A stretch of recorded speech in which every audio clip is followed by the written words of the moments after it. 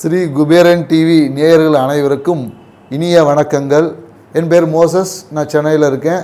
ஏல்பி ஜோதிடர், உளவியல் ஜோதிடம், வாஸ்து கன்சல்டன்ட். இப்போது நாம் பார்த்திங்கன்னா இந்த சனி பெயர்ச்சி, இந்த சனி பெயர்ச்சி அப்படின்ன ஒன்று, சனினாவே ஒரு பயம் எல்லாருக்குள்ளேயும். ஐயோ, சனி பகவான் வந்து நீதிமான், நாம் ஏதோ தப்பு பண்ணிட்டோம், நாம் மீதி பேரெல்லாம் தப்பு பண்ணலை, நாம் தான் தப்பு பண்ணிட்டோம், அதனால் நமக்கு ஏதோ ஒரு பெரிய தண்டனை கொடுத்துருப்பா இப்படின்னு சொல்லி பல்வேறுபட்ட பயங்கள், குழப்பங்கள், சனினாவே தடுமாற்றம், ஸ்லோவாக போகக்கூடிய ஒரு மந்தத்தன்மையை கொடுப்பார். இப்படின்னு சனி பகவானை பற்றின நிறைய விஷயங்களை நம்ம கேள்விப்பட்டிருப்போம். ஆனால் உண்மையாகவே சனி பகவானா என்ன அப்படின்றது தான் பார்ப்போம். ஏன்னா நம்மளோட கிரக சுழற்சிகளே பார்த்தீங்கன்னு வச்சுக்கோங்க, சனி தான் வந்து நீண்ட தூரத்தில், அதாவது நம்மளுடைய அந்த பால்வெளி மண்டலத்தில் பூமிக்குலேருந்து ரொம்ப சூரியன்லேருந்து மிக தூரமாக இருக்கக்கூடிய கிரகம் பார்த்திங்கன்னா சனி பகவான். ஏன்னா அப்போ வந்து அங்கே இயற்கையாகவே அந்த இடத்துல என்னென்னாக்கா ஒளி கம்மியாக இருக்கும், குளிர்ச்சி என்பது அதிகமாக இருக்கும். ஸோ அப்போ குளிர்ச்சி நம்ம உடம்புல வரும்போது அப்போ நம்மளால் என்ன பண்ண முடியும், சோம்பல் வந்துடும். ஏன்னா நிறைய பேர் என்ன, இந்த மார்கழி மாதம் குளிர்ச்சி அப்படின்னும் போது உங்களுக்கு தெரியும், மார்கழி மாதத்துலலாம் சுறுசுறுப்பாக இருப்போமா, ரொம்ப சோம்பலாக இருப்போம், நம்மளுடைய செயல்பாடுகள் எல்லாமே ஒரு மந்தத்தன்மையில் இருக்கும். ஸோ அதனால் இந்த சனி பகவானுடைய பார்வைகள் எங்கெங்கெல்லாம் விழுதோ அந்த இடங்கள் மந்தத்தன்மையாகும். ஏன்னா சனி பார்க்குற இடத்துல கெடுப்பார், இருக்கிற இடத்துல கொடுப்பார் அப்படின்ற ஒரு ரூல் இருக்குது. ஸோ அப்போ நம்ம பார்க்கக்கூடிய இடங்கள் எல்லாமே அந்த இடத்துல ஒரு மந்தத்தன்மையையும் அந்த இடத்துல ஸ்லோ ஆக்டிவிட்டிஸையும் கொடுத்துருவார். இருக்கிற இடத்த பெருக்குவார். அப்படின்னும் போது அந்த பாவகங்கள், ஒரு கிரகம், ஒரு இப்போ மேஷ ராசி இருக்காருன்னா சனி பகவானுடைய பாவகங்கள் பார்த்திங்கன்னா 10-11 இருக்குது. இந்த பாவங்கள் இயற்கையாகவே சனி பகவானோட கண்ட்ரோலில் தான் இருக்கும். ஸோ இந்த பாவகங்கள் வந்து அதிகமாக வேலை செய்யும். ஆனால் அந்த பாவங்களோட பார்வைப்படக்கூடிய இடங்கள் எல்லாமே ஸ்லோவாக இருக்கும், பொறுமையாக தான் நடக்கும். அந்த இடத்துல அவசரம், வேகங்கள் இருக்காது என்பது தான். இன்னொன்று எனக்கு, நம்ம சனி பகவானுக்கு பார்த்திங்கன்னா அவரோட வாகனம் நம்ம சொல்லக்கூடிய விஷயம் தான் காகம். ஏன் அந்த காகத்தை வந்து அவருக்கு வாகனமாக கொடுப்பாங்க? ஏன்னா சனிக்கு வந்துன்னா காகத்துக்கு சாப்பாடு வைப்போம், எல்லாரும் வைப்பாங்க. ஆனால் ஏன் காகத்துக்கு சாப்பாடு வைப்போன்ற அந்த உணர்வு என்பது நம்மக்கிட்ட இல்லை. ஏன்னா காகம் தான் பார்த்திங்கன்னா இருக்கிறது மிக ஒழுக்கம் நிறைந்த பறவை அப்படின்னு பார்த்திங்கன்னா காகம் தான். ஏன்னு வச்சிங்களேன், காகம் வந்து தன்னுடைய இனத்தோடு வாழும். எப்போதும் பார்த்திங்கன்னா தனக்கு தேவையானது எல்லாத்தையும் சேர்ந்து சாப்பிடும். இன்னொரு விஷயம் பார்த்திங்கன்னா, காகம் வந்து விடிய காலையில் சூரிய உதய பிரம்ம முகூர்த்தத்தில் எந்திரிக்கக்கூடிய ஒரே பறவை வந்து காகம் தான். மீதி எல்லா பறவையும் பார்த்திங்கன்னா எப்போ பார்த்தாலும் தூங்கிட்டு இருக்க எல்லாமே இருக்குது. நீங்கள் எங்கே வேணாலும் எந்த பறவை வேணால் போய் பாருங்கள். ஆனால் காகம் மட்டும்தான் விடிய காலையில் எந்திரிக்கும். எந்திரிச்சிட்டு காகம் இருவேளை குளிக்கும். நீங்கள் தண்ணி இருக்குது இல்லை, நம்ம பெரும்பாலும் காகம் குளிக்கிறதுலாம் அது எப்படி இருந்தாலும் தலையை ஒரு இங்கே தண்ணியில் போய் சிலுப்பிட்டு வந்துடும் அதுக்கு. அப்போ காலையில் எந்திரிச்சு தன்னுடைய வேலைகள்லாம் என்ன, இங்கே செய்யக்கூடிய நம்ம வாழக்கூடிய இடங்களில் இருக்கக்கூடிய அனைத்து கழிவுகளையும் அது என்ன பண்ணும், அதை நீக்கி அதை அப்படியே அமிர்தமாக மாற்றிடும், அதாவது உரமாக மாற்றிடும். ஏன்னா காகத்தோட அந்த நமக்கு சொல்லணும், காகத்தோட எச்சம் விழும்போது அதில் ஆசிட் கண்டென்ட் அதிகமாக இருக்கும். பெரும்பாலும் இந்த பைக்கிலலாம் காகம் வந்து அதோட எச்சம் படும் போது அதை தொடச்சா கூட அவ்வளோ சீக்கிரத்தில் போகாது. ஏன்னா அதோட அசிடிட்டி கண்டென்ட் அதிகம். ஏன்னா அது இயற்கையாகவே அந்த ஆசிட் கண்டென்ட் அதிகமாக இருக்கிறதால அதை நம்ம உள்ளக்கூடிய கழிவுகளை அப்படியே எரித்து நமக்கு உரமாக்கி கொடுக்கும். பெரும்பாலும் அந்த காகம் பார்த்திங்கன்னா நிறைய இந்த வெயில் காலங்களில் பார்த்திங்கன்னா நமக்கு அந்த காகம் வந்து இந்த வேப்பம் பழத்தை நம்ம சாப்பிடும். அதனால தான் சனி பகவானுக்கு வந்து வேப்ப மரத்தை சொல்லுவாங்க. வேப்பம் பழத்தை வந்து காகம் வந்து சாப்பிட்டுட்டு அதை எச்சிங்களை வந்து வேப்ப மரத்தை இனவர்த்தி பண்ணக்கூடிய மிக ஒரு பறவை எதுன்னா காகம் தான்.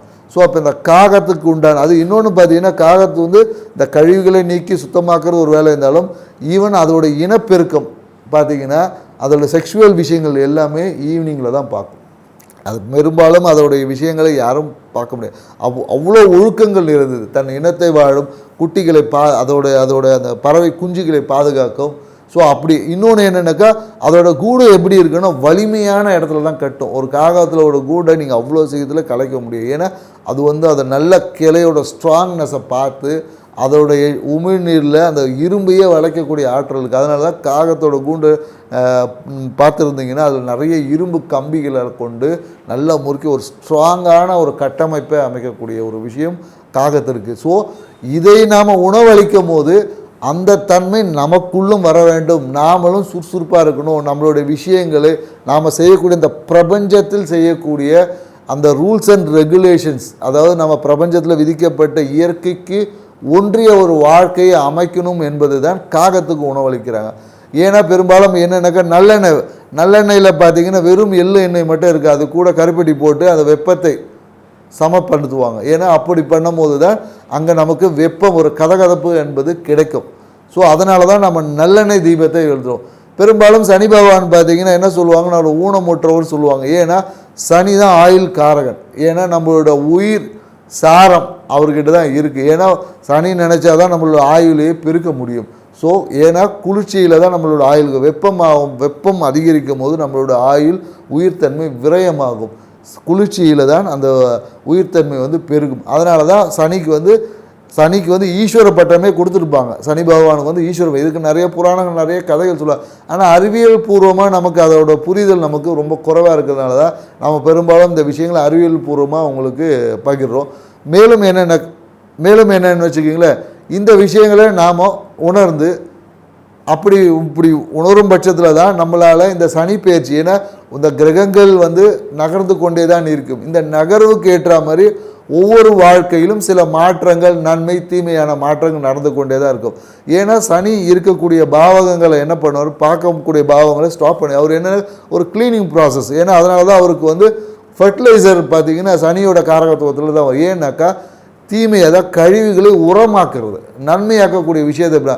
அப்போ சனி பகவான் ஒரு விஷயத்தில் பார்க்குற அந்த இடத்துல ஒர்க் எதுவுமே நடக்க அண்டர் ப்ராசஸ். இப்போ ரோடு மெயின்டெனன்ஸ்னு சொல்லுவாங்க இல்லையா, அதைத்தான் அவர் செய்வார். அந்த மெயின்டெனன்ஸ் அப்போ நமக்கு சில விஷயங்களை செய்ய முடியாமல் சில உபாதைகள் நமக்கு வரும்.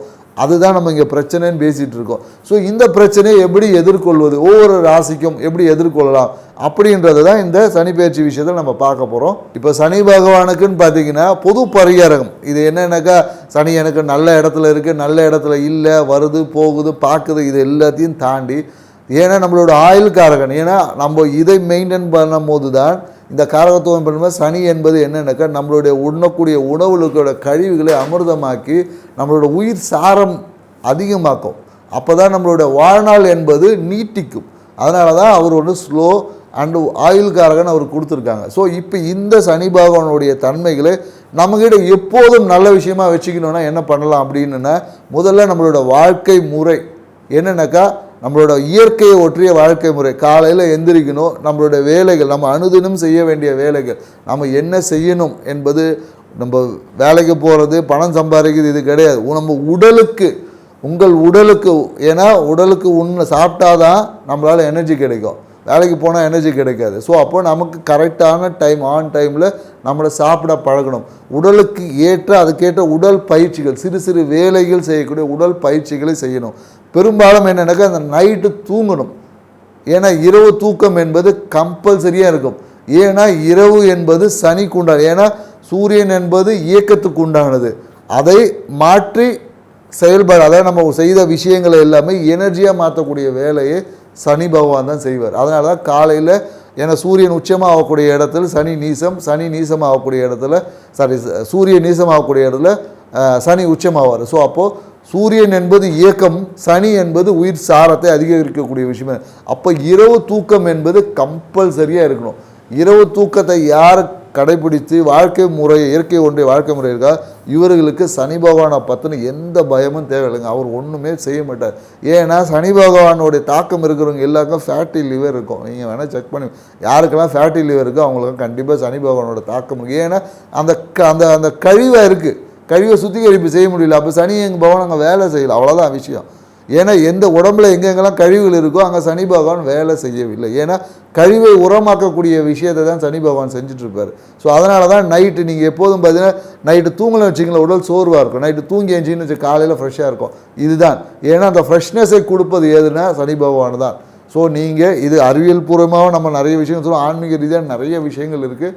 மேலும் இப்போ நம்ம ஒவ்வொரு ராசிக்கும் இந்த சனி பயிற்சி எப்படி இருக்குது, யார் எங்கே என்ன சரி பண்ணலாம், இன்னும் பெட்டர் ஆக்கிறதுக்கான வழிகளை நம்ம இப்போ ஒவ்வொரு ராசியாக பார்ப்போம். விருச்சிக ராசி, அடுத்தவர் நலனில் எப்போதும் அடுத்தவர் நலன் சார்ந்த விஷயத்தில் யோசித்து பரபரப்பாகவும் அப்படியே ஆன்சைட்டின்னு அப்படி ஒரு ஆன்சைட்டியில் இருக்கக்கூடிய விருச்சிக ராசி நேயர்களுக்கு, ஏன்னா உங்களோட பிரச்சனையே என்னென்னு பார்த்தீங்கன்னா உங்களோட பரபரப்பும் வேகம் தான். இதை கொஞ்சம் நீங்கள் குறைச்சிட்டிங்கன்னா போதும், உங்கள் வாழ்க்கையில் எல்லா விஷயத்தையும் ஜெயிக்க முடியும்.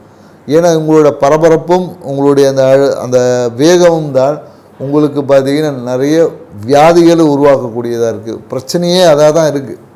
பிரச்சனையே நீங்கள் தான். ஸோ உங்களே நீங்கள் சரி பண்ணிக்கிட்டாவே இந்த விஷயங்கள் எல்லாமே சிறப்பாக இருக்குமானா இருக்கும். ஏன்னா உங்களுக்கு ஒன்றுமே இல்லை, நீங்கள் குரு என்று வாயில் சொன்னாவே உங்களுக்கு பொருளாதார வரவு இருக்குது. குருன்னு சொல்லி நீங்கள் வாயில் உச்சரித்தாவே இருக்குது. ஏன்னா இவங்க பெரும்பாலும் இந்த ஆன்மீக பாடல்களை பாடுறது இவங்களுக்கு ரொம்ப பிடிக்கும். அதை செய்யும் போது நிறைய விஷயங்கள் உங்களுக்கு நன்மைகள் நடக்கும். மேலும் என்னென்னாக்கா இந்த துளாராசிக்காரங்களுக்கு பார்த்திங்கன்னா இவங்க மனம் என்ன பண்ணணுன்னா இவங்களே ஒரு சட்டத்திட்டம், ஏன்னா இந்த இறை வழிபாடை இப்படி செய்யணும் அப்படி செய்யணும்னு சொல்லி இவங்களே நிறைய சட்டங்களை வகுத்து வச்சுப்பாங்க. இந்த சட்டத்தை வகுத்து வச்சுக்கிட்டு இவங்க அந்த விஷயங்களை இவங்களுடைய அந்த ஆன்மீக சார்ந்த விஷயங்கள் செய்ய முடியாமல் போகும்போது இவங்க உடனே அதை ஒரு குற்ற உணர்வாக உள்ள லோடாகிடும். அப்போ குற்ற உணர்வாகும் போது அதுவே இவங்களுக்கு வியாதியாகவும் தடையாகவும் பிரச்சனையாகவுமே ஒரு மிகப்பெரிய அழுத்தத்தில் போய் சிக்கிறோம். ஏன்னா நிறைய விருச்சிக ராசிக்காரங்க பார்க்குறோம், நிறைய ஆன்மீகத்தில் ரொம்ப ஈடுபாடு அதிகமாக இருக்கும். அந்த ஆன்மீக ஈடுபாடே இவங்களுக்கு என்னன்னாக்கா ஒரு நாள் பூஜை செய்யலைன்னா போதும், அவ்வளோதான். உங்கள் லைஃப்பில் ஏதோ ஒரு தவறான ஒரு விஷயம் நடந்த மாதிரி அந்த ஒரு பிரச்சனையை அழுத்தத்துக்குள்ளே போய் சிக்கிக்கிறாங்க. இதனால் இவங்களுடைய வாழ்க்கையில் கிடைக்கக்கூடிய அனைத்து மகிழ்ச்சி இன்பம் எல்லாமே இதுவாகிடும். அதனால் உங்களை ஆன்மீகத்தில் சிறப்பாக வச்சுக்கிங்க. இதுக்கு நீங்கள் எந்த ஒரு விஷயத்தையும் கவலையே பட தேவை. உங்களுக்கு அப்படி ஒரு உங்களுக்கு தேவைன்னா நீங்கள் மலர் மருந்தில் பார்த்தீங்கன்னா அந்த பைன் சொல்லிட்டு ஒரு மருந்து இருக்குது. ஸோ அதை என்ன பண்ண இந்த குற்ற உணர்வை நிற்கும். அந்த மருந்தை நீங்கள் எடுத்துக்கிட்டிங்கன்னு வச்சுக்கலாம், இந்த பிரச்சனையிலேருந்து இது பண்ணலாம். அது கூட ஸ்வீட் செஸ்னட், இந்த பைன் ஸ்வீட் செஸ்னட் இது ரெண்டுமே எடுத்தீங்கன்னு வச்சுங்க, உங்கள் வாழ்க்கையிலே நீங்கள் எல்லா நல்லதும் இந்த 2 மருந்து மட்டுமே உங்களுக்கு கொடுத்துரும். மேலும் என்னென்னாக்கா வாழ்க்கை துணை சார்ந்த விஷயத்தில் பார்த்தீங்கன்னா வாழ்க்கை துணையோட இவங்க நிறைய சுற்றுலா போவாங்க, நிறைய பயணம் பண்ணுவாங்க. ஆன்மீக பயணம், சுற்றுலா, இது வாழ்க்கை துணையோட நிறைய வெளியூர் வெளிநாடு பயணம் பண்ணுவாங்க. என்னென்னாக்கா இவங்களுக்கு அந்த மாமன் உறவு அந்த அளவுக்கு ஃபேவராக இருக்கிறது இல்லை. குறிப்பாக இவங்க என்னென்னாக்கா அந்த பெருமாள் பெயர் கொண்ட அந்த பெயர்கள் அப்படின்னு சொல்லக்கூடிய விஷயங்களில் இவங்க கொஞ்சம் எச்சரிக்கையாக இருக்கணும். ஏன்னா நிறைய அந்த மாதிரி பெயர் கொண்ட நபர்களால் இவங்க கொஞ்சம் ஏமாற்றப்படுவதற்கான வாய்ப்புகள் இருக்குது. ஸோ அதனால் நீங்கள் கொஞ்சம் அந்த விஷயங்களில் கொஞ்சம் கவனமாக செயல்படணும். ஏன்னா உங்கள் வீட்டு பக்கத்தில் எப்படியும் ஒரு அம்மன் கோயில் கண்டிப்பாக இருக்குது. மாரியம்மன் இல்லை செல்லியம்மன் ஏதாவது ஒரு கோயில் உங்கள் வீட்டு பக்கத்தில் இருக்கும். அந்த கோயில் வழிபாடு சிறப்பான விஷயங்களை நல்ல விஷயங்களை கொடுக்கும். உங்களுக்கு வாழ்க்கை தேவையான பாக்கியத்தை பெற்றுக் கொடுக்கும். ஸோ அதனால் எப்போதும் இந்த விருச்சிக ராசிக்காரங்களுக்கு சொல்லக்கூடிய ஒரே ஒரு விஷயம் என்னன்னாக்கா, நீங்கள் செய்யக்கூடிய ஆன்மீகத்தை உங்கள் முடிஞ்ச அளவுக்கு செய்யுங்க. எந்த இறைவனும் எல்லா இறைவனும் உங்களுக்கு நல்லா தான் பண்ணும். நீங்கள் ஒரு விஷயத்தை செய்ய தவறி விட்டால் எந்த நன்மையும் கிடைக்காமல் போயிடாதெல்லாம் கண்டிப்பாக கிடைக்கும். ஸோ இவங்க பெரும்பாலும் என்னென்னாக்கா விருச்சிக ராசிக்காரங்க எனக்கு அந்த கவர்மெண்ட் வேலை செய்யக்கூடிய இது இருக்குது. ஏன்னா இவங்களுக்கு அமைப்பு இருக்கானா இருக்குது. ஏன்னா இவங்க எந்த ஒரு ஆஃபீஸில் போய் வேலை செய்கிறாங்களோ அந்த ஆஃபீஸை இவங்க அடாப்ட் பண்ணிவிடுவாங்க. அந்த ஆஃபீஸை இவங்க தலைமையில் நடக்கிற மாதிரியான அந்த சூழல்கள் அமைச்சிருமானா அமைஞ்சிடும். அதனாலேயே இவங்களுக்கு நிறைய தொழில் ரீதியான நிறைய எதிரிகள், நிறைய பொறாமைகள் வரும். அது ஒன்றும் பண்ண முடியாது. ஸோ அதனால் நீங்கள் உங்கள் வேலையை சிறப்பாக செய்யுங்க. அதுவே உங்களுக்கு மிகப்பெரிய ஒரு மாற்றத்தை கொடுக்கும். இவங்களுக்கு என்னென்னாக்கா இந்த குழந்தை சாகும். இந்த காலகட்டத்தில் என்னென்னாக்கா சனி பகவான் போய் 5ல் உட்கார்றாரு. ஸோ 5ல் உட்காரக்கூடிய சனி பகவான் என்ன பண்ணுவார், இந்த காலத்தில் இந்த குழந்தை பாக்கியத்திற்கான வாய்ப்புகளை கொஞ்சம் அதிகம் பண்ணுவார். ஸோ அதனால் நீங்கள் இந்த காலகட்டத்தில் ஒரு மருத்துவ டாக்டரை போய் நல்லபடியாக கன்சல்ட் பண்ணி அவரோட ஆலோசனையின் பேரை நீங்கள் செய்யும்போது உங்களுக்கு குழந்தை பாக்கியம் கிடைக்கிறதுக்கான வாய்ப்புகள் இருக்குது. ஸோ மேலும் என்னென்னாக்கா இந்த காலகட்டத்தில் உங்களுடைய இஷ்ட தெய்வ வழிபாடு என்பதில் ஒரு சிறு தடைகள் வரலாம். அந்த தடையை தாண்டி நீங்கள் ஜெயிச்சிருக்கீங்க. அதனால் உங்கள் இஷ்ட தெய்வ வழிபாடு மிகுந்த பெரிய ஒரு நல்ல அற்புதங்களை உங்கள் வாழ்க்கையில் நிகழ்த்த போகுது. ஸோ ஆனால் என்னென்னாக்கா இந்த காலத்தில் உங்களுடைய கொஞ்சம் லாபம் மன மகிழ்ச்சி சார்ந்த விஷயத்தில் சிறு தடைகள் வரலாம். அந்த தடைகள் எல்லாத்தையும் என்னென்னாக்கா அதை பெருசு நீங்கள் படுத்திக்காமல், ஏன்னா உங்களுக்கு நிறைய நல்ல விஷயங்கள் நடக்கும்போது சிறு தடைகள் லைஃப்பில் நடக்கிறது ஒரு பெரிய விஷயம் கிடையாது. வருமானம் சார்ந்த விஷயத்தில் கொஞ்சம் எச்சரிக்கையாக இருக்கணும். ஏன்னா கடனை யாருக்காவது நம்பி கொடுத்தீங்கன்னா திருப்பி வாங்குறது கொஞ்சம் கஷ்டமாக இருக்கும். அதனால் வருமானம் சார்ந்த விஷயத்தில் கையிருப்பை கவனமாக வச்சுக்கோங்க. ஏன்னா எங்கோ ஒரு விஷயத்தில் நீங்கள் போய் இன்வெஸ்ட் பண்ணால் 10 நான் 20 கொடுப்பேன் 30 கொடுப்பேன்னு சொல்லுவாங்க. இந்த காலகட்டத்தில் அந்த மாதிரி ஆசை வார்த்தைகளுக்கு நீங்கள் மயங்கிடாமல் உங்கள் கையிருப்பை பத்திரமாக வைத்து கொண்டால் இந்த சனி பயிற்சி உங்கள் வாழ்க்கையில் மிகப்பெரிய ஒரு நன்மையை கொடுக்கும்.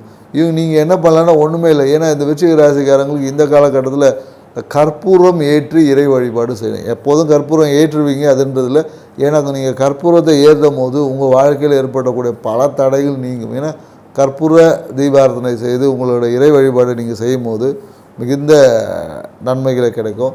மேலும் வாய்ப்பு கிடைக்கும் போது திருச்செந்தூர் ஒரு வாட்டி போயிட்டு வாங்க, இன்னும் பல நன்மைகள் நடக்கும்.